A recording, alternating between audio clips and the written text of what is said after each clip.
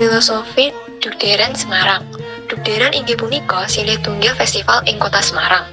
Tradisi puniki yen nayang kakawiting ibadah puasa ing sasi suci Ramadan. Acara punika kakawiting oleh wali kota tur kameriahang oleh kembang api. Wasta Dugderan punika mawit saking swara letusan mercon miwah kembang api. Duk punika artos nyane swara sane mawit saking beduk sane kamunyang ing tatkala pajang salat maghrib. Berderan inggih punika swara mercon sane kaidupang ing acara puniki. Tradisi Dugderan kalaksanayang saking warsa 1882 ring ing masa Kabupatian Semarang sane kapemimpin oleh Bupati R.M. Tumenggung Arya Purbaningrat. Perayaan puniki sadurungnyane kalaksanayang ing Masjid Agung Semarang sane magna ing pusat kota. Urutan acara Dugderan. Urutan-urutan acara ing tradisi Dugderan ing Semarang kang duweni ancas kanggo nyambut tekane sasi Ramadan umume diwiwiti kanthi pasar kejutan dalam kurung pasang rakyat. Diterusake karo prosesi warak ngendhok sing diterusake karo pawai mobil banjur halakah utawa wara-wara wiwit poso sing ditabuh bedhug lan dipungkasi kanthi maca donga.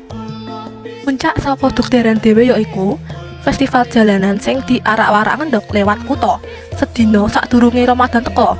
Puncak festival Dugderan ing kono bakal ana pawai sing nglibatke pasukan abang putih, gending-gending, warak ngendhok, warga nganggo busana adat, meriam, lan mereka warna kesenian Semarang liyane.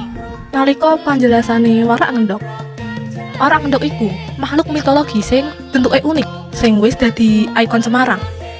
Utamane nalika perayaan Dugderan nganti Ramadan, warak ngendhok nglambangke akulturasi budaya saka telung etnis utama Semarang, Jawa, Arab, lan Tionghoa. Makhluk iki duweni sirah naga sing khas, awak sing meh padha karo persilangan antarane buruk lan wedhus, lan sikil kaya wedhus, digambarake nggawa endhog ing burine. Filosofi kue ganjel rel. Kue ganjel rel khas Semarang uga dikenal minangka roti gambang. Namun filosofi jero sing ana hubungane karo tradisi lan nilai urip.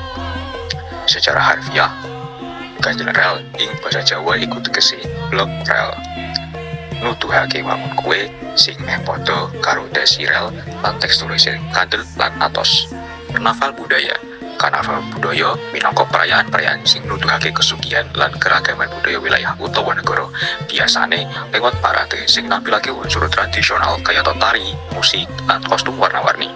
Karnaval budaya asring dianakake kanggo mengeti perainan penting, ningkatake potensi daerah utawa mung ngrayakake keragaman budaya.